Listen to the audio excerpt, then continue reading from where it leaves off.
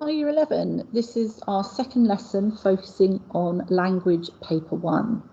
Yesterday I mentioned to you that over our lessons this week I will be systematically live modelling how to answer the different questions of the reading paper on paper 1, and you will each lesson be answering these questions. On Friday's lesson we will be finishing the paper and I will be asking you to send that to your class teacher to be marked. So today our knowledge goal is the same: to revise how to answer the language reading paper. We are going to again quickly revise the structure, the timings of the exam, but we're going to be focusing on how to answer questions 3 and 4 after answering questions 1 and 2 yesterday. So again, just to remind you, you have 1 hour in total to complete this paper. You'll be asked to write about 1 extract from a piece of fiction from the 20th century.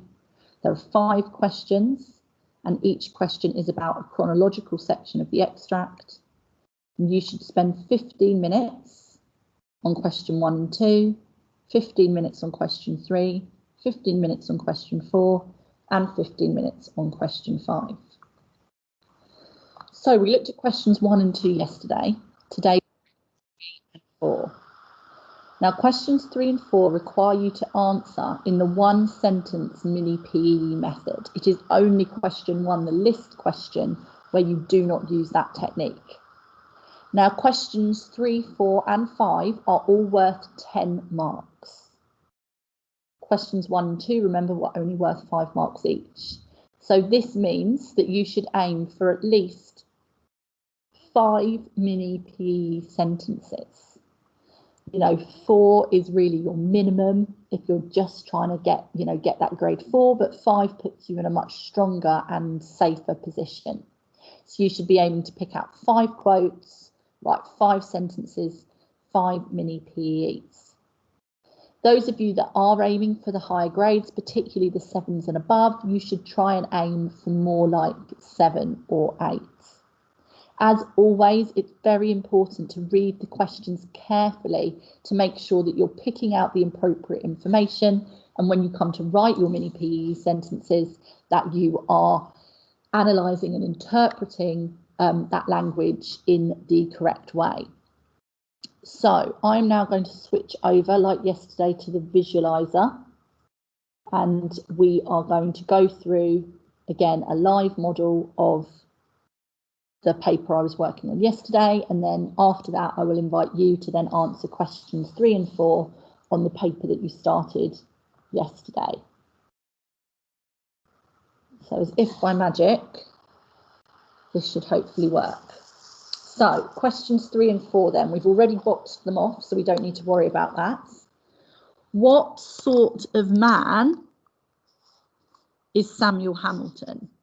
How does the writer show what sort of man he is?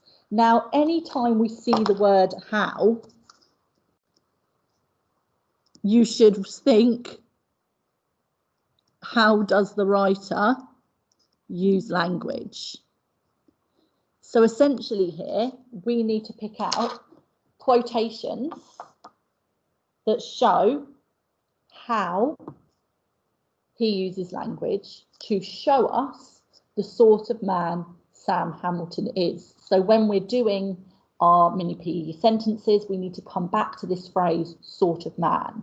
This quotation shows he's this sort of man or this sort of man.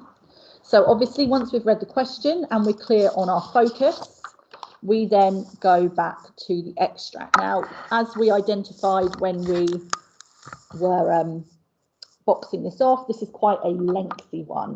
So there'll be a certain amount of highlighting all the relevant information and then having to spend that time actually thinking what are the best quotations to use. So remember, I'm highlighting anything that shows the sort of man that Sam is. So when Samuel and Lisa came to the Salinas Valley, all the good land was taken and they were forced to farm in the barren hills. Samuel built his house with his own hands. So he's, again, the sort of man that takes initiative.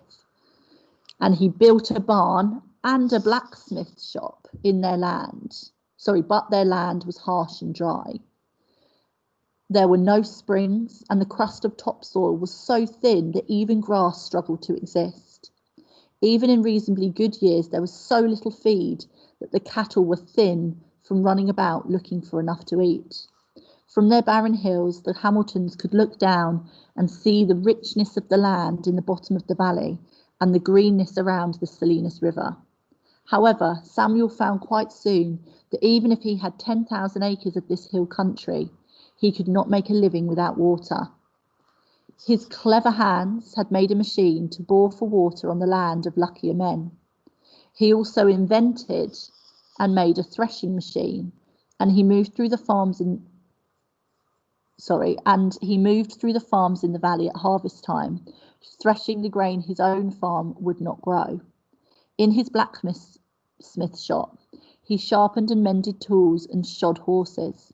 Men from all over the valley brought him tools to mend, and it was a bad day when 3 or 4 men were not standing around watching him work. Besides, they loved to hear of Samuel talk of the world and events outside the valley, and they brought whiskey too. Out of sight of the kitchen window and the disapproving eye of Mrs. Hamilton, they drank from the bottle and listened to Samuel's hammer and talk.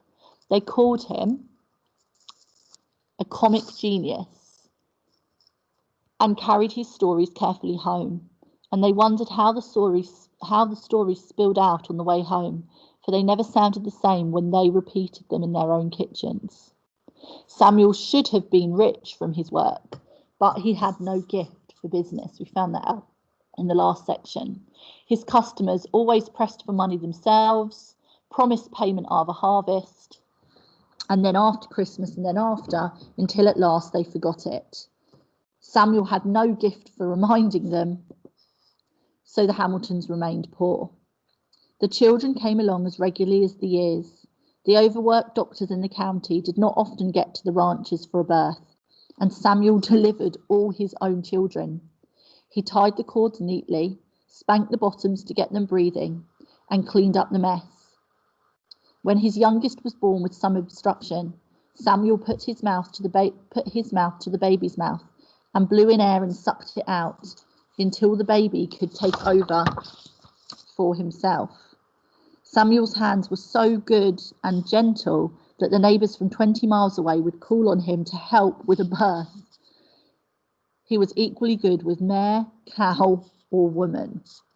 So, just like in the second extract, we are getting a very positive impression of Samuel, but equally others take advantage of his good nature and he allows them to.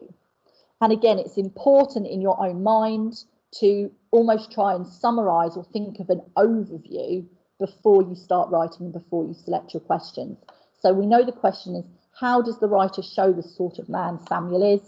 In our heads, we're thinking, well, he's the sort of man who is very good with his hands. He's very practical. He's a very talented man who has built his own house. He's built a barn. He's built a blacksmith shop. And despite the difficulties in trying to exist in the land that they own, he makes the best of it and attempts to make a success. However, despite his popularity, the fact that they love to hear him talk, they bring him whiskey, he's a comic genius and has a gift for storytelling, because he has no gift for business and because he doesn't remind people that they owe him money, he tends to be taken advantage of. Equally, we find out that Samuel is very gentle and not afraid to do what would have been perceived as a more womanly occupation, which is essentially he's a midwife, which would have been very unusual for a man to be doing this at the time. He not only delivered all his own children, he had the, good sense and intelligence to know how to save the life of his youngest, who was born unable to breathe with an obstruction in their throat. And word got out that he was so good at this that not only was he called to help deliver the babies of other women, he was also used to help deliver the babies of, livestock, cows and horses, etc. So you admire him, but you also feel a bit sorry for him and think, he possibly does need to harden up a little bit. like I said yesterday, I'm very much explaining explicitly my thought process here. You don't have the time in the exam to spend a lot of time thinking and planning. This is almost something that you need to do quite quickly and quite instinctively, but spending that moment to think, okay, overall, what is my impression, is helpful in focusing you on the question. So now, like before, I need to select my quotations. Now, I'm only going to select 5 because that's what I've said is the minimum. But like I've said, the amount of quotations that you choose to select will depend on your target grade and the grade that you are aiming for, and equally how much you know you can typically write in about 10 to 12 minutes. So you have 15 minutes to read the extract, highlight the quotations, select the quotations, and then write it. So, you know, you should be left really with a minimum of 10 minutes writing time by the time, and, you know, that gives you 5 minutes to read the extract, select your quotations, although hopefully you'll be able to do it a little bit quicker than that. So, as always, it's best if you can to pick quotations where you're essentially making a different point. So my question is, how does the writer show what sort of man he is? I don't just want to be saying the same thing over and over again. So the fact that he built his own house with his own hands and built his blacksmith shop, I think, is important. But I don't probably need to do clever hands and the fact that he invented a threshing machine, because I would essentially be making the same point. And because I've managed to find lots of different information, I can sort of skip over that one. The fact that men from all over the valley brought him tools to mend is a good one, simply because it shows that he has a reputation for actually it's not just him himself and his wife that view him as good with his hands. He has that reputation in the local area. And the fact that they loved to hear him talk and viewed him as a comic genius, that will probably be my 3rd. The fact that he had no gift for business would be my 4th. So he's the sort of man who's easily taken advantage of. And then I would talk about the fact that he delivered his own children. And also I would link that into the bit at the end of the extract, because it is always important to try and get into the end, that he helped with the births in the valley as well. So now obviously I need to begin to write. So I go to my quotation. I know I'm doing question 3. For the sake of time, I'm going to probably write out my first 3 as a model for you. You don't need to watch me write out all 5, I don't think, or this lesson's going to take forever. And bear in mind, you need to give yourself half an hour to actually answer questions 3 and 4 on the own paper you've been given. So, again, I'm starting with my good old when we are told.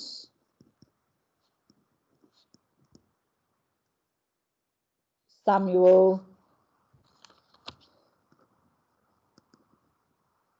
built his house, barn,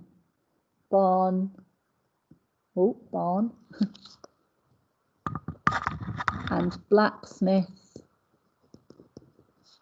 shop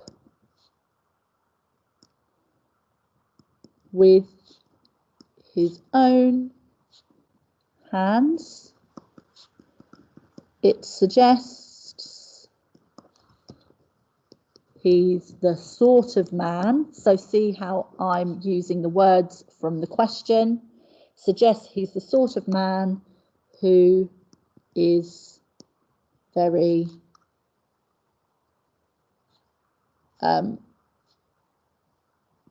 practical and takes initiative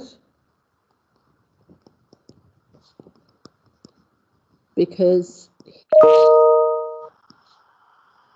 relied on his own skills to create his home and business. So we can see I've got my quote, I've said the sort of man, and I've explained how that quote shows the sort of man that he is. When we are told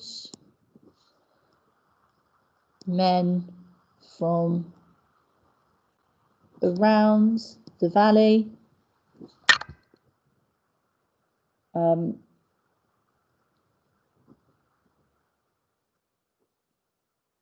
brought him tools to mend,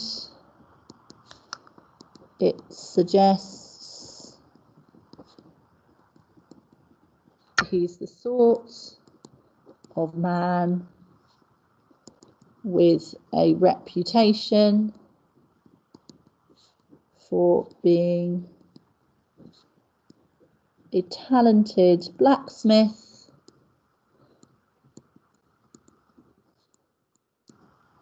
because people come a long way to seek his business out. So again, I've got my quotation, I've got what it suggests about the sort of man he is, and I've explained how. So like I said, the last one I'm going to do, rather than do all 5, when we are told the men love to hear Samuel's stories and described him as a comic genius, it implies he's the sort of man who is very popular because others view him as entertaining and funny. So you'll see, again, my mini PEs are very formulaic. When we are told, here's my quote, we describe him as what it suggests about the sort of man he is and how they view him as entertaining and funny. Now, the one thing, particularly those of you aiming for the top grades may realise that I've missed out so far in both these lessons is subject terminology. Now, particularly if you are aiming for the high grades, it is useful to add in the subject terminology. So the adjective suggests, the verb suggests, etc. However, if that completely baffles you, it has come straight from the examiners that I have done training with, that they would rather students clearly engage with the language and explain the effect it has on them than it would them just technique spots. So subject terminology is always something you should include if you can, but it's certainly not something that you do need to get overly worried and concerned about, which is why, my aim is to try and show you a straightforward model for those of you that might struggle a little bit with this, but do try and add in subject terminology if you are aiming for those high grades if you can. So I'm going to now move on to question 4, but I would write at least 2 more mini PEs after that. So question 4, how does the writer, so again, how does the writer use language to present the character of Lisa Hamilton in these lines? So again, it's very similar really to questions 2 and 3. I'm reading and I'm highlighting any piece of information that gives me an impression of Lisa. Samuel had no equal for soothing and bringing, Samuel had no equal for soothing and bringing quiet to a frightened child. It was the sweetness of his voice and the tenderness of his soul. Men coming to his blacksmith shop to talk and listen dropped their cursing for a while. not from any restraint, but automatically as though this was not the place for it. Lisa Hamilton was a very different kettle of fish. Now, I'm sure they will explain this more, but what we're instantly being told is that whereas Sam is very soothing and very tender, if she's a different kettle of Irish, sorry, not a fish, different kettle of Irish, based on the famous sort of colloquial phrase, different kettle of fish, it means that actually she's going to be the opposite. Her head was small and round, and it held small, fixed convictions. A conviction is a belief. So he's essentially saying her mind or her opinions are quite small physically. So she has a small head, but her opinion, she's quite small-minded as well. She was set on her course, even though the angels of God argued against it. So if she's set on her course, she's very stubborn. She had a code of morals that pinned down and beat the brains out of nearly everything that was pleasant to do. So essentially her own morals and beliefs mean that actually she doesn't encourage anyone to really do anything pleasant. She's very strict and very harsh. She was a good plain cook, and her house, it was always her house, was fiercely brushed and washed. So she is very good at domestic chores and feels very strongly about them. Having her children did not hold her back very much. She had to be careful for 2 weeks at the most, and then life went back on as normal. So, you know, she very much is, she's, you know, being presented quite negatively, but she is someone that isn't afraid to work hard. Lisa had developed a finely developed sense of sin. Idleness was a sin, as was card playing, which to her was a kind of idleness. Now, idleness means laziness. So she has a very, you know, again, very strict morals. People lazing around, she views as a sin. She was suspicious of fun, whether it involved dancing or singing or even laughter. She felt that people having a good time were wide open to the devil. And this was a shame, for Samuel was a laughing man, but I guess he was wide open to the devil. His wife protected him whenever she should. That's quite interesting, because whilst they are opposites, we're already given the impression that Sam is almost too gentle and too soft-hearted. So maybe what is being implied here, and again, maybe some of you have picked this out for yourselves, is that she almost has to maybe be as harsh as she does because her husband isn't harsh or isn't sort of sensible or practical enough, maybe. She wore her hair always pulled tight back and tied in a hard knot. Since I can't remember how she dressed, it must have been that she wore clothes that matched herself exactly. She had no spark of humour and only occasionally a sharp blade of cutting wit. She frightened us grandchildren because she had no weakness. She suffered bravely and uncomplainingly through life, convinced that it was the way her God wanted everyone to live. She felt that rewards came later. So she was very much this type of Christian that believed, you know, it was humankind's fate to suffer in life, and almost the more you suffered, the greater chance you had of finding salvation and going to heaven when you died. Now, an incredibly different impression. But what probably students aiming for the higher grades, or if you were aiming for the higher grades, what you may have picked out here is that actually whilst the impression of her is very negative, it's not altogether unsympathetic.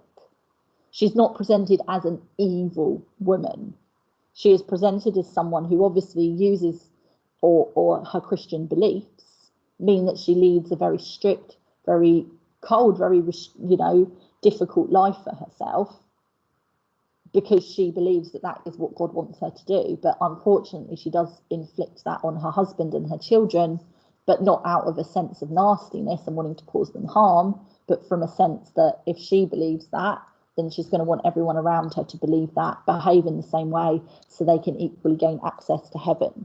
So I would say so far, this is probably the slightly more nuanced or slightly more complicated section of the extract. So, as always, I now need to select my quotations. As before, I'm going to select 5, but remember, if you're aiming for the high grades, you want to select 7 or 8. So I'm going to focus on this idea that she had small fixed convictions, because I think that's quite interesting. I'm going to focus on the fact that she was, you know, a very good at the sort of domestic chores. I'm going to focus on the fact that she had a finely developed sense of sin. The fact that she had no spark of humour, and the fact that she felt rewards came later. So these are the 5 quotations that I'm going to focus on. As before, I will do the sort of first 2 or 3 mini PEs for you, because, you know, it all gets a bit repetitive in the end in terms of a model, and then you can have a go at doing your own. So again, I'm going to go back to my good old when we are told.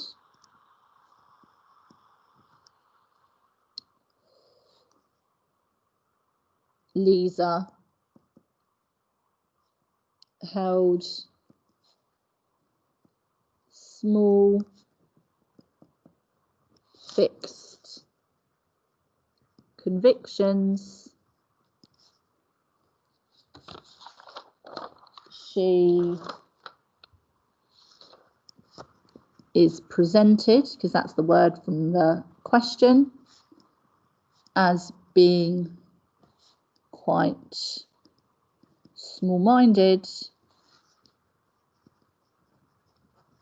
because she is fixed in her own beliefs and won't change her mind or consider others' opinions. And we can see that what I've done here is I'm showing my sort of understanding of the whole extract, really, because whilst that quote does suggest she's fixed in her own mind and won't consider others' opinions, I'm also using the context of the wider extract here as well. That's obviously given me that impression. So that's my first one. When we are told her house was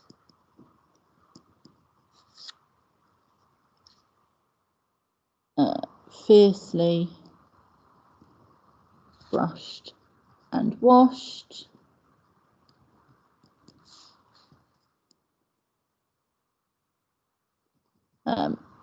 it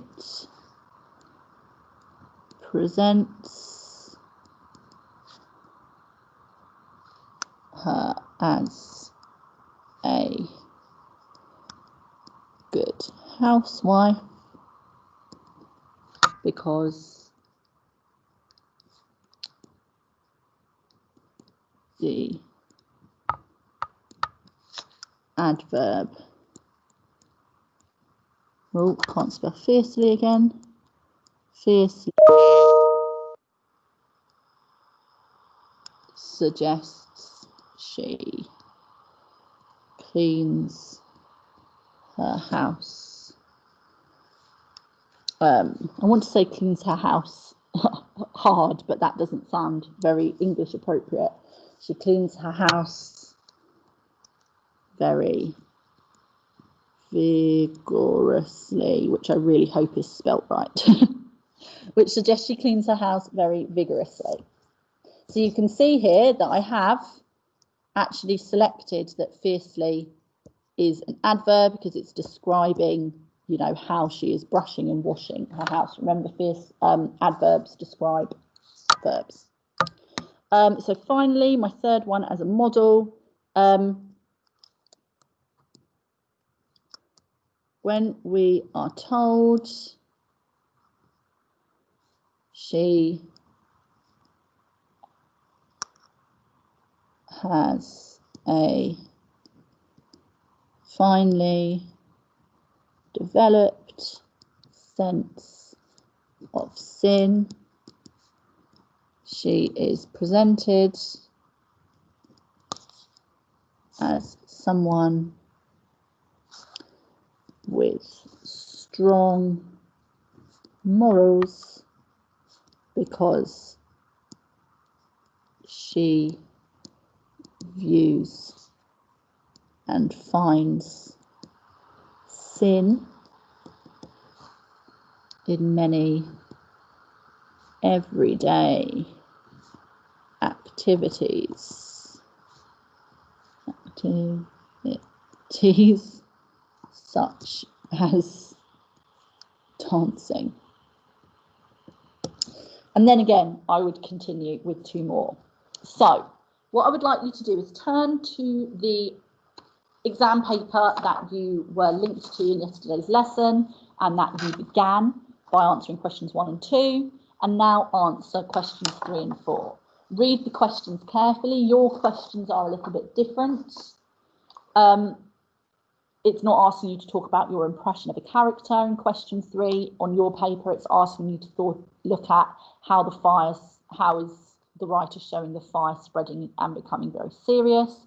Question 4 is, again, a little bit trickier on your paper. How does the writer make these lines exciting and dramatic? So remember, you always, like I have done here, you always need to be referring to those key words of the quote in your mini PEs. Okay, well done, and I will see you tomorrow.